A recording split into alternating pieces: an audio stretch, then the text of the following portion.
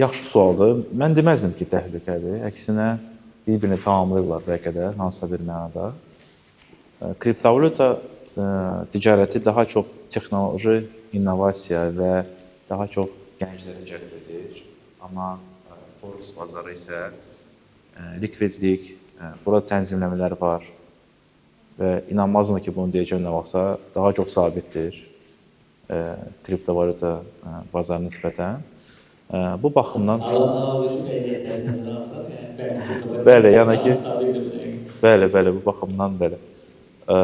Amma yenə də bir-birlərini tamamlayırlar daha çox. Çünki hər ikisinin də əsasları, belə deyək, oxşar cəhətləri də çoxdur, amma fərqləri də ki var. Amma təhlükə mən heç bir halda deməzdim. Əlavə fürsətdir və kimsə özünü orada daha rahat hiss edirsə, daha komfortlu və daha çox potensial hiss edirsə, orada özünü yoxlaya bilər. Amma yenə də mən şəxsən düşünürəm ki, Forex bazarı daha əsaslı bazardır və daha fundamentaldır. Bəli, fundamentaldır və Forex bazarı kriptovalyuta bazarına təsir göstərə bilər. Əksi olmayacaq.